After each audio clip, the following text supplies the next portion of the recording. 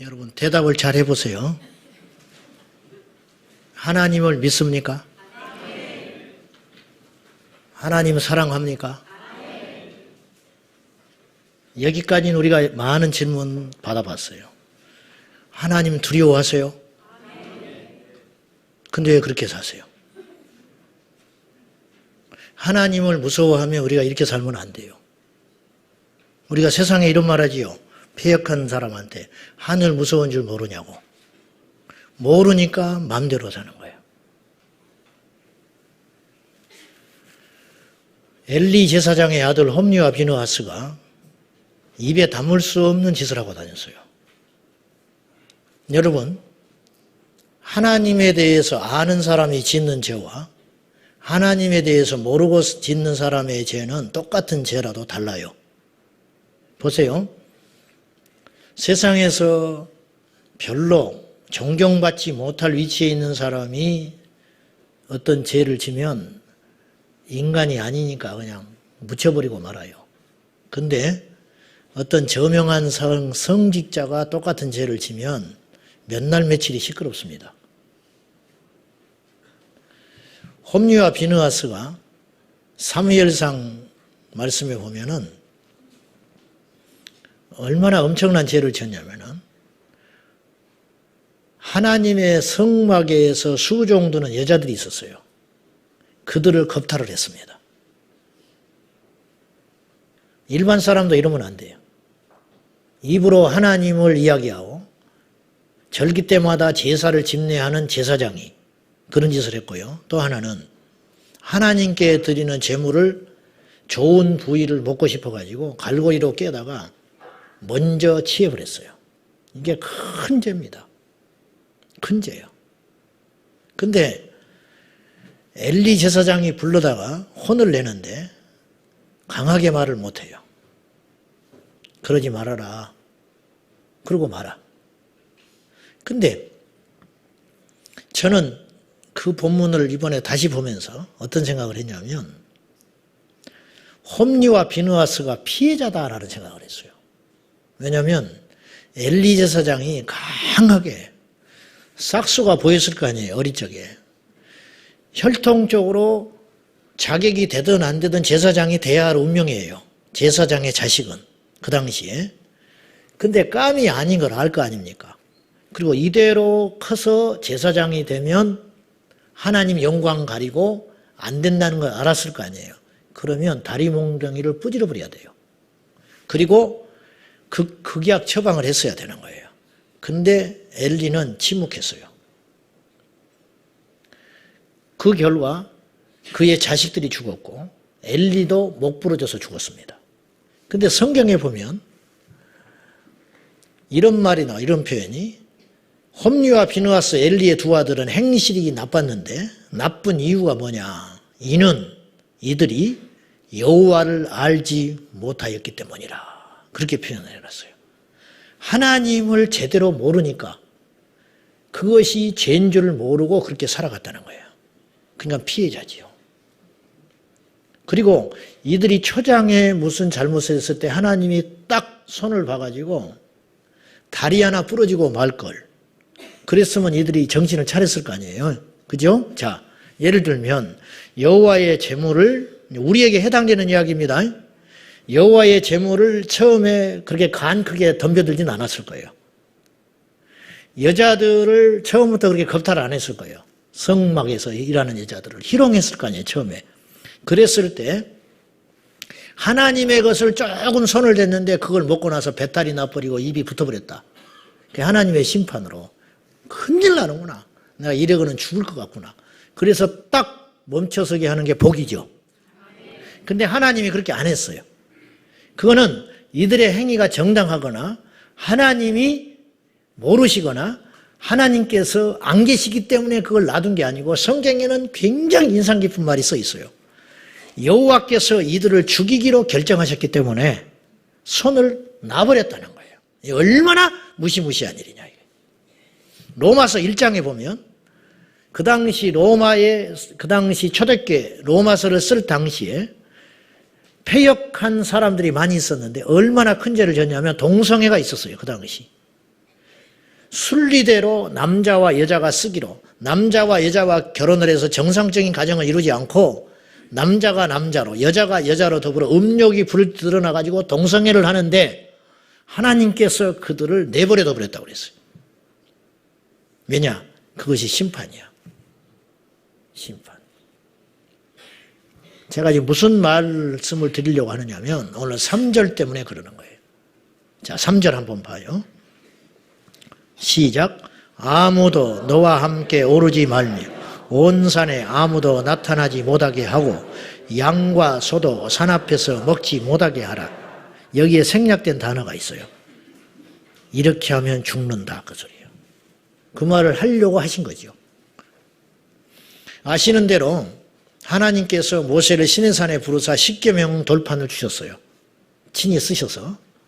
근데 모세가 그 돌판을 가지고 이스라엘 백성 가운데 하산을 했는데 산 아래에서 금송아지 우상 사건이 일어나고 있었어요. 모세가 화가 나가지고 그 돌판을 깨버려요. 그리고 나서 피바람이 붑니다. 죄에는 반드시 심판이 따릅니다. 그래가지고 이스라엘 백성들의 죄를 다 정리한 다음에 하나님께서 다시 십계명 돌판을 주려고 모세에게 돌을 2개 깎아가지고 시내산에 올라라. 그런데 오르기 전에 네가 해야 할 작업이 있다. 거의 3가지인데 혼자만 올라와라. 2번째, 내가 너와 만나는 그 기간 동안에 산에 함부로 사람들을 출입하지 못하게 하거라. 3번째, 너희 가축들을 꼴을 먹인다고 함부로 산에 들이지 못하게 하라. 왜? 하나님이 거룩하시고 왕이신데 이 산에 임하는 임재의 시간 동안에 이 산은 거룩하다 이거예요. 자, 한마디로 경거망동하지 말아라. 이렇게 이야기하시는 거예요. 여러분, 하나님은 여러분에게 어떤 분이세요? 나를 천국에 데려다주는 분. 그걸로만 생각합니까? 그건 반쪽 복음이야. 하나님은 우리를 천국으로 데려다 주시는 분이라고만 믿으면 우리는 하나님을 경외하는 법을 못 배워요. 우리 하나님은 지옥의 심판의 주권자도 되신다는 걸 기억하셔야 돼요. 우리가 하나님을 대하는 자세가 어떠냐 이거예요. 나는 그걸 오늘 묻고 싶어요. 북한 김정은이가 몇 살인지 아세요? 35살. 32살일 때 3년 전에 2015년에 어떤 일이 있었냐면은 인민무력부장인 현영철을 고사포로 쏴서 죽였습니다. 고사포가 뭐냐면 2차 대전 때 비행기를 추락시킬 목적으로 만들어진 무기예요. 그러니까 이건 사람에게 쓸 수 있는 무기가 아니에요. 근데 현영철이가 왜 죽었느냐. 김정은이가 훈시를 하고 있는데 옆에서 졸았어. 졸아가지고 개심죄에 걸려가지고 모독죄, 존엄자에 대한 모독죄를 졌다 이거예요. 국가 반란죄. 그래가지고 사람들이 보는 앞에서 인민학교에 끌고 가가지고 고사포로 쏴버리니까 흔적도 없이 시체가 없어져 버린 거예요. 여러분, 이 시대에 하나님이요, 김정은이만 또 취급을 못 받고 있어요. 여러분이 졸면 죽는다 그런 뜻이 아니고, 그런 뜻이 아니라 솔직히 생각해 봐요. 우리 지금 하나님이 교회 안팎에서 어떤 취급을 받고 있는지 여러분 아십니까? 오늘날 세상에서는 말할 것도 없고 몸된 교회 안에서도 그런 취급을 받고 있어요.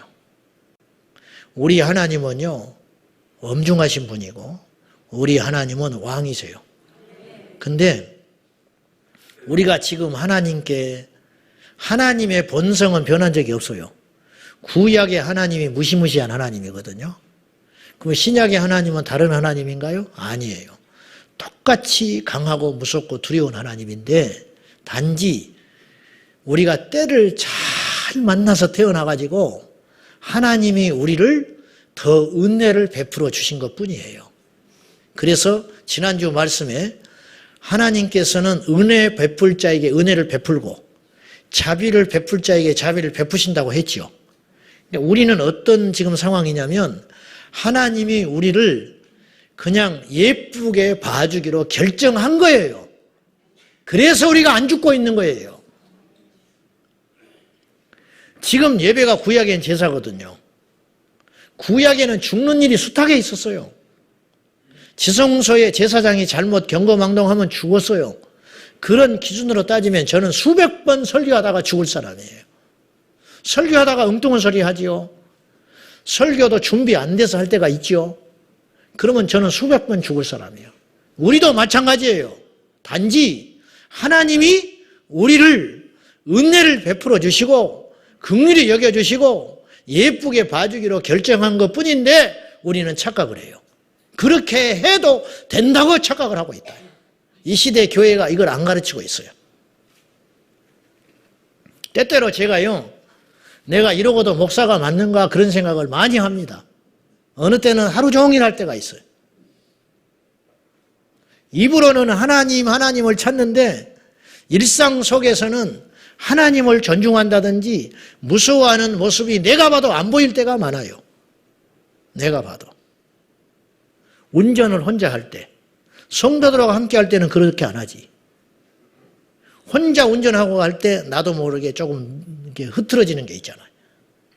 누구하고 이야기할 때 하나님 의식하지 않고 막 이야기해요. 남의 이야기 해버리고 결국 그 이야기의 핵심이 뭐냐면 나는 똑똑하다. 나는 옳다. 내가 맞다. 요 이야기로 결론을 향하여 가는 거예요. 우리 주님이 그 자리에 계신 걸 믿는다면, 인식한다면 그렇게 말할 수 있어요? 부끄러워서 못해요. 근데 의식 안 하고 사는 거예요, 우리들이. 세상에 가서 음식 시킬 때 하나님이 그 자리에 계신다면 우리가 그렇게 행동할 수 있을까요? 그렇게 안 하지요. 감시 카메라만 하나 있어도 행동 그렇게 함부로 안 해. 근데 우리가 하나님을 전혀 두려워하거나 의식하지 않고 우리가 살아가고 있는 거예요. 이게 믿음입니까? 이게 그릇된 믿음이죠. 다윗은 이런 마음을 가지고 살았어요. 그 말씀이 시편 16편 8절에 나와요. 시작. 내가 내 앞에 모심이요 그가 나의 오른쪽에 계심으로 내가 흔들리지 아니하리로다. 보세요. 다윗이 내 앞에 하나님을 내가 모시고 산다. 하나님이 떠난 적 있습니까? 항상 그 앞에 계시다. 내 눈에는 안 보이지만 하나님이 내 앞에 내가 모시고 산다. 그러니까 내가 어찌 함부로 행동하냐. 어떤 목사님이 이름만 되면 아는 분인데 이분은 비행기를 타고 외국 가면 한 10시간 탈 수 있잖아요. 그러면 앉아가지고 손을 딱 앉아가지고 이렇게 간다는 거예요. 나는 못해 이렇게. 왜냐? 하나님을 내 앞에 모시고 있기 때문에 함부로 못한다는 거예요. 이 율법입니까? 아니에요. 여러분, 많은 사람이 교회를 다녀요. 오랫동안 다녔어요. 근데 왜 저렇게 믿음이 안 자랄까? 이유가 있어요. 그리고 헌신을 많이 하는 것 같아. 틈만 나면 교회 와서 살아. 기도도 많이 하는 것 같아. 교회 일은 혼자 도맡아서 다 하는 것 같아. 나쁘다는 뜻이 아니에요. 문제는 그렇게 열심히 하는데 자꾸 넘어져. 믿음이 안 자라. 그리고 복을 못 받아. 왜 그럴까? 이게 미스테리한 일이야. 제가 비결 하나 가르쳐 드릴까요? 이유 하나 가르쳐 드릴까? 하나님은요, 우리가 많은 걸 하고 무엇이 되는 데 관심이 없어요. 하나님은 우리의 태도에 관심이 있어요. 네 자세가 어떠냐?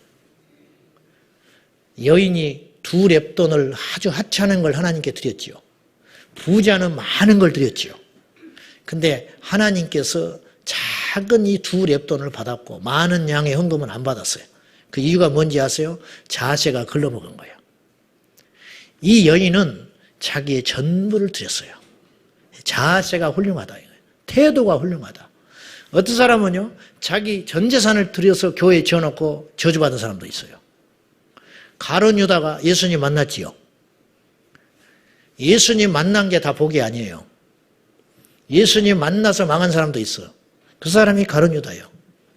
가룟 유다를 향하여 예수님 뭐라고 그랬냐면 네가 나지 않았으면 차라리 좋을 뻔했다. 이 말이 무슨 말인지 아시죠? 네가 안 태어났다면 나를 만날 이유가 없지요.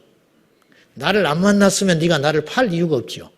나를 팔았기 때문에 마귀의 종이 되고 스스로 자살하여 죽어버리는 거예요. 안 태어났다면 이런 죄를 안 지었을 거 아니냐. 성경에 보면요. 하나님을 믿고 하나님을 만났는데 하나님을 경외하지 않아서 심판받은 사람들의 이야기가 굉장히 많이 나와요. 그 사람들이 홈리와 비누아스라니까. 그 사람들 대표적으로 내가 이야기해 볼게요. 가인이 그런 사람이에요. 가인이 그의 제사가 거절당했죠. 정상적인 그리스도의 사람은 자신이 하나님께 책망을 받을 때 회개해야 됩니다. 아시겠어요? 이게 정상적인 믿음이에요.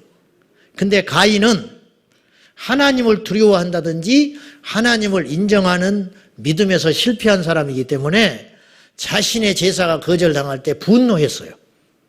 분노. 그래가지고 자기 안에 하나님을 대하여 어찌할 수 없으니 동생 아벨을 죽이려고 마음을 먹었어요. 그때 하나님께서 우리처럼 간접적으로 성경이나 묵상이나 설교를 통해서 간접적으로 말씀하신 게 아니고 직접 말씀하셨을 거예요. 그 당시에.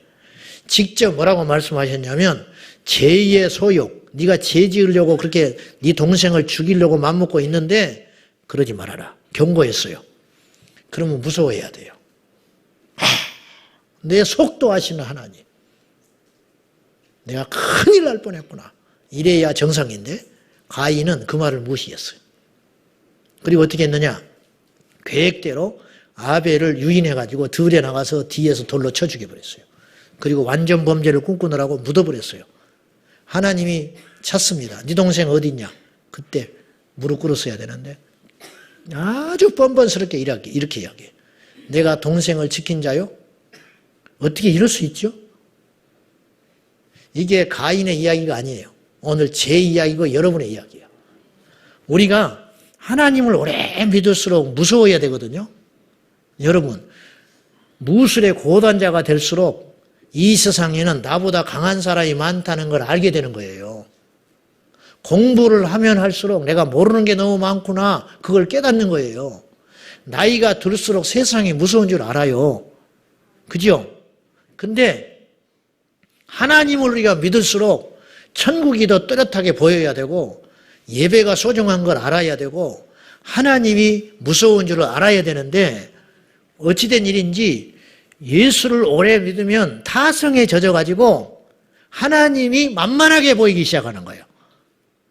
목회를 오래 할수록 무서워야 되거든요. 근데 그렇지 않아, 현실은. 현실은 어떠냐면 목회를 오래 하면 익숙해져가지고 설교 준비를 제대로 안 하고 설교를 막 해요. 막 한다고. 그리고 교회를 경영을 하려고 그래. 이때는 이런 프로그램을 해야겠구나. 아, 이때는 이런 걸 해야 되겠구나. 그런 기술만 늘어나기 시작해. 그 순간 하나님의 영은 떠나버리는 거예요. 그러면 망하는 거예요. 죽으려고 작정한 거예요. 성도들도 마찬가지. 성도들도. 주의 일을 오래 하다 보면 익숙해져가지고 기도도 안 하고 봉사를 해요. 주일학교 공과를 제대로 준비 안 하고 매주마다 애들을 만나요. 그러니까 줄 게 없잖아요. 그러니까 피자만 자꾸 준다고. 피자만. 그것도 뭐 큰일이긴 한데 교회에 와서 6만 살찌우는 거야. 가지고 만만하게 보여버리는 거야, 얘들한테. 하나님을 의식하지 않고 교회 봉사를 해요. 어느 목회자는 신방을 가서 헌금을 받으면 교회에다가 제출하지 않고 자기가 착복하는 목회자들이 있어요. 없을 것 같아요? 처음에는 막 살떨리게 무서웠겠죠. 근데 이게 익숙해져. 그러면 나중에 입으로 하나님을 부르는데 엉뚱한 짓이 일어나기 시작하는 거예요. 어느 목사님은 남의 설교를 가져다가 자기가 한 것처럼 해요. 남의 설교를 가져올 수 있습니다. 저도 그럴 수 있어요. 그 대신 출처를 정확히 밝혀야 돼요. 하나님이 계시는데, 예배 가운데 하나님이 계시는데 설교를 거짓말을 하는 거예요. 건설회사 운영하는 교인이 교회 건축에 참여해가지고 철금 빼먹고 장부 조적해가지고 교회 헌금을 횡령하는 일이 생겨요. 그러고 기도해. 이런 일이 없을 것 같습니까? 왜 이런 일이 일어날까? 하나님을 경외하지 않기 때문에 그러는 거예요. 모든 악은 여호와를 경외하지 않기 때문에 시작하는 일이에요. 신앙의 출발은 하나님을 경외하면서 시작돼야 돼요. 근데 30년을 교회 다녔는데 이걸 못 배운 거예요. 이걸 몸에 체득되어 있지 않아요. 그러니까 하나님 그러면 응답해 주시고 내가 필요할 때 도와주시고 하나님을 써먹으려고만 생각하지 하나님께 무릎 꿇고 복종하지 않는 거예요. 그러니까 믿음이 안 자라는 거예요. 여러분, 아까 홈리와 비누아스 이야기 했는데 망할 자는요, 하나님을 두려워하지 않아요. 구원받기로 작정된 자가 있습니다. 따로 하나님의 나라에 들어갈 자로 예비된 자가 있다 이거예요. 그 사람은 몇 가지 특징이 있어요. 첫째, 십자가의 가치를 알아요. 그러니까 십자가를 내가 지고 안 지고는 두 번째야. 두 번째고 그 삶을 사는 건 일단 두 번째고 십자가 그러면 눈물이 나요. 십자가 그러면 감격을 해요. 십자가 그러면 정신이 번쩍 나. 성경을 봐도 그것만 보여. 이 사람이 구원받기로 작정된 사람이에요. 두 번째, 하나님의 나라에 들어가기로 작정된 사람은 어떤 특징이 있냐면 죄를 무서워해요. 죄가 너무너무 무서운 거예요. 다윗이 어느 날 내 앞에 하나님을 모심이라 그랬잖아. 시편 16편 8절에서 고백했죠. 근데 이걸 어느 날 잃어버렸어요. 그래서 우리아의 아내 바세바를 범하는 거예요. 그 순간에는 하나님을 의식하지 않았던 거예요. 그래서 죄를 두려워하지 않게 되는 거예요. 망할 자는 죄를 무서워하지 않아. 독인지 약인지 모르고 먹어버리는 거예요. 그래서 죽는 거예요. 세 번째는 구원받기로 작정된 하나님의 사람은요, 하나님을 두려워하는 마음으로 꽉 차 있어요. 요셉이 하나님의 사람입니다. 그래서 유혹을 받을 때 내가 어찌 이 악을 행하여 여호와께 득죄하리까. 주인한테 죄짓는다고 말하지 않았어요.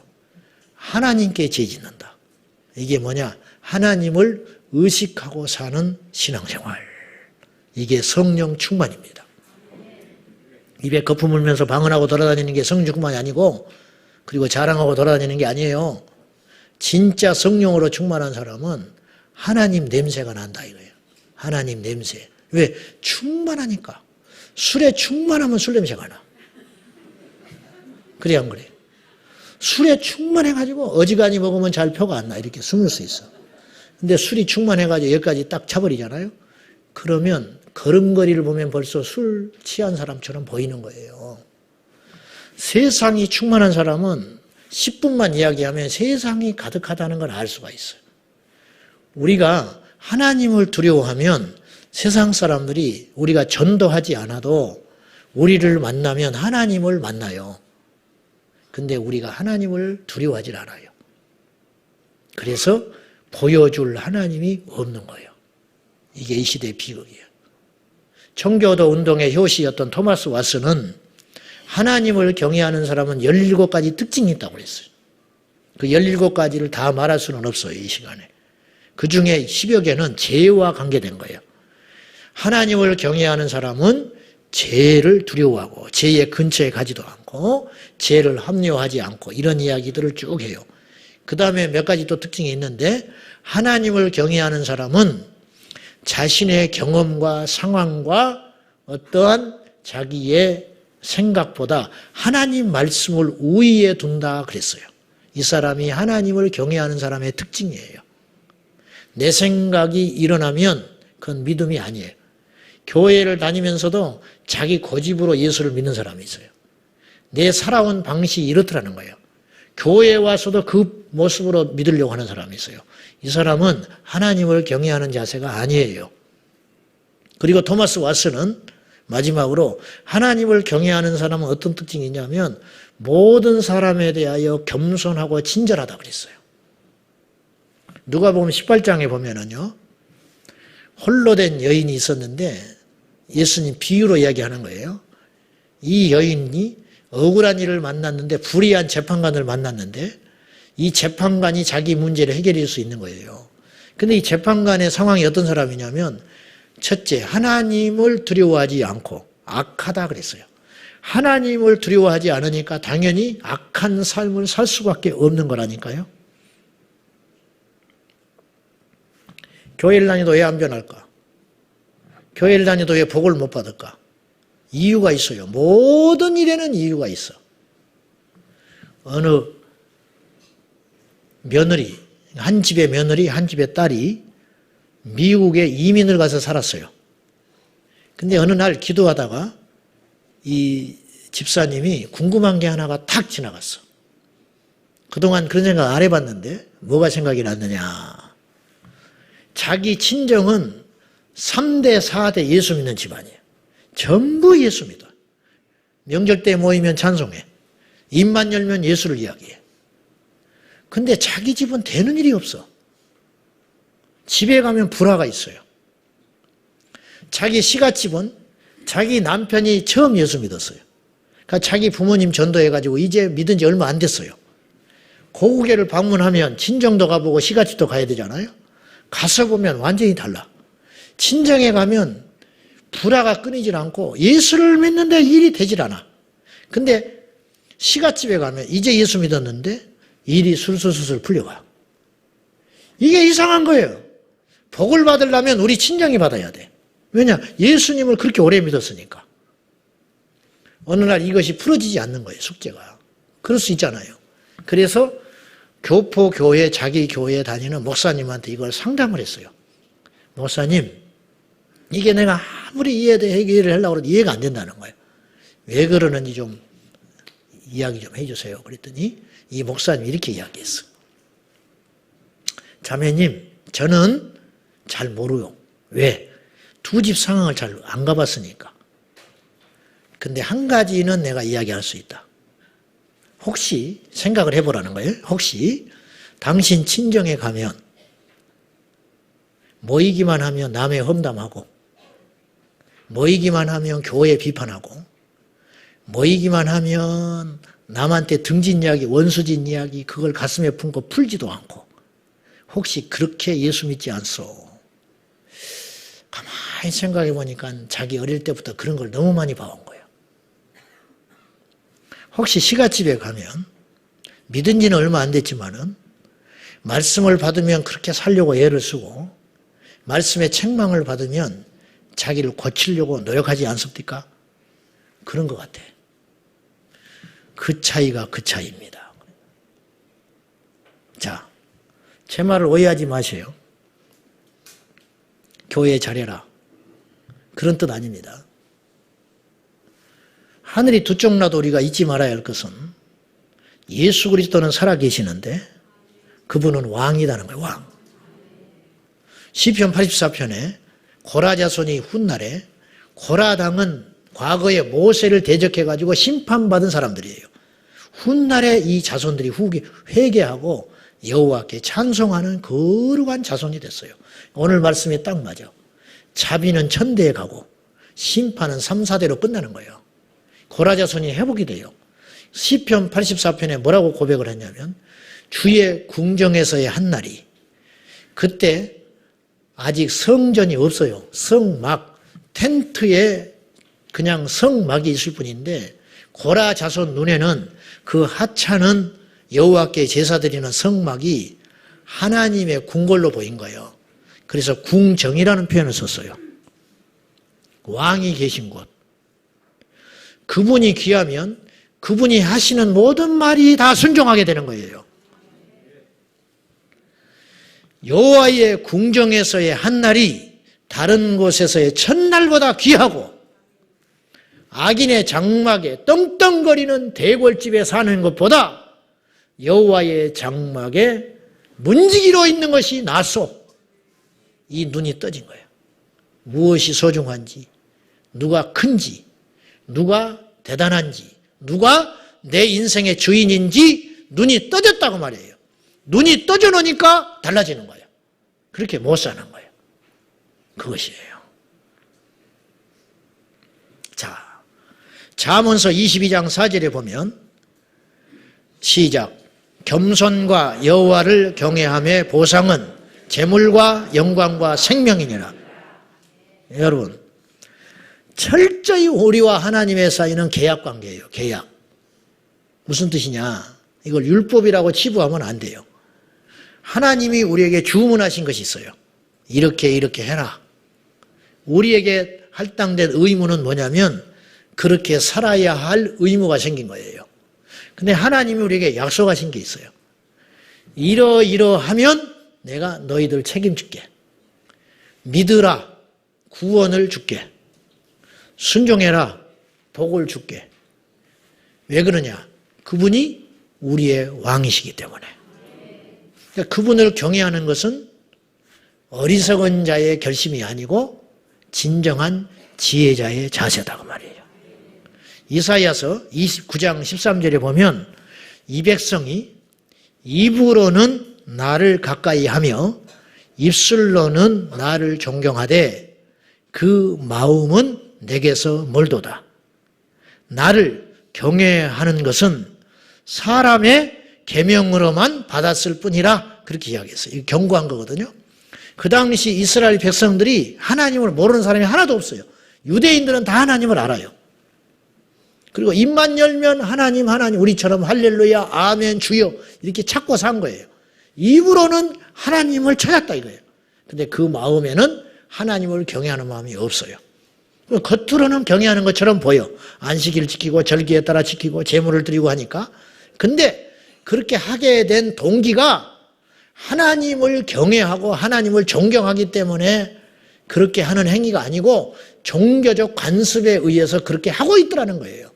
그 결과 여호와께서 이들에게 어떤 재앙을 내렸냐면 이사야서 29장 14절을 보면은 지혜자와 명철한 자의 지혜와 명철을 없애버린다고 그랬어요.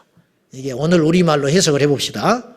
자, 우리가 하나님 다 믿는다고 한다니까요. 저부터서. 입으로 찬송해요. 또 이제 찬송도 안 할까 싶으네. 이렇게 말해가지고. 문제는 그리고 교회에 올 때 옷차림도 깨끗이 하고 오지요. 그런 것쯤은 다 알아요. 근데 우리 중심에서 제가 평가절하하지 않은 게 아니라 냉정한 현실을 보자는 거예요. 우리 중심에서 이렇게 옷을 정중하게 입고 예배 때 엄숙하게 앉아있는 이유가 하나님을 경외하고 하나님을 만나고 싶은 하나님을 두려워하는 마음이 있어서 그렇게 하고 있는 게 아니고 교회를 다니는 정도면 이렇게 해야 된다고 알고 있기 때문에 이렇게 하더라는 거예요. 그거는 아니다는 거예요. 그 결과 어떤 일이 벌어지냐면 그런 식으로 맨날 와서 앉아서 주여 주여를 불러도 하나님을 알 수 있는 지혜가 열리지 않는다는 거예요. 여러분 중에 모태신앙인데 하나님 못 만난 사람 여기 있어요. 여기 지금 저하고 수년, 10년 넘게 같이 신앙생활 하는 사람, 수년째, 그리고 우리 교회에 온 것이 얼마 안 됐지, 원래 수십 년째 예수 믿고 온 사람들이 이 자리에 와서 앉아 계신 분이 계실지 모르는데 뜨거움도 없고 하나님을 어디 가서 만났냐고 물어보면 다 자신 있게 내가 하나님 만났습니다. 당신 천국 갈 수 있냐고 물으면 나 천국 갑니다. 그렇게 똑부러지게 말하지 못할 사람이 이 자리에 상당수 있어요. 왜 그런지 아세요? 어떻게 하면 그걸 해결할 수 있는지 아세요? 여호와를 경외하세요. 하나님을 두려워하는 마음이 회복되지 않으면 하나님 못 만나요. 여러분, 모든 신앙의 출발은 여호와를 경외하면서 시작되어야 하고 마지막도 그거예요. 어떤 사람이 수십 년 예수 믿었는데 교회만 다녔는데 하나님 만난 적이 없다. 그 사람은 이게 없는 거예요. 근데 어떤 사람은 교회를 처음 왔어요. 처음 온 사람은 잘못된 선입관을 가지고 교회 와요. 들은 이야기 많지요. 언론에서 뭐 교회가 어쩌다 저쩌다 온갖 나쁜 소리 다 들었지요. 아이고 교회 뭐 별거 있겠어. 하도 옆에서 가라 그러니까 부모가 오자고 하니까 자식이 전라대니까 교회 왔지요. 그렇게 올 수 있어요. 근데 예배를 한번 딱 드리고 나니까 이렇게 생각해서는 안 되는 거야. 교회는. 그 깨달음이 확 왔어. 내가 크게 잘못 생각했구나. 뭔가 느껴지는 게 있다 이거예요. 하나님이 계시네. 그래서 그 다음 주부터 이분이 예배드리는 자세가 달라지고 삶의 방식이 달라졌다면 그 사람은 곧 하나님 만날 사람이에요. 평양에서 이런 일이 있었다니까요. 선교사가 성경을 줬어요. 그 당시 쪽복음, 마가복음, 누가복음, 작은 거, 한글로 써진 거, 한자도 아니고. 책이 귀하니까 그걸 받아가지고 집에 왔는데 코쟁이 선교사가 뭘 줬을까? 서양 귀신 믿으라고 하는 거겠지? 누워서 봤다는 거예요. 책을, 성경책을. 누워서 봤는데 읽다 보니까 이건 누워서 읽을 책이 아니에요. 앉아서 읽었어요. 앉아서 읽다 보니까 이건 앉아서도 읽을 책이 아니에요. 무릎을 꿇고 읽었대요. 그러다가 하나님 만났다는 거예요. 무릎을 꿇고 성경을 읽으면 하나님을 만날 수 있어요. 아시겠어요? 교회를 지금 3년, 5년째 다니는데 돈 아까워서 성경도 못 산 사람이 이 중에 있어. 믿는 사람도 아니야. 어찌 그래가지고 하나님을 믿는다고 그래. 그렇게 믿지 마세요. 이 시대 목사들이 너무 비겁해. 작은 교회 목사는 비겁해요. 비굴해. 큰 교회 목사들은 오만해. 왜? 하나님을 두려워하지 않아서 그래.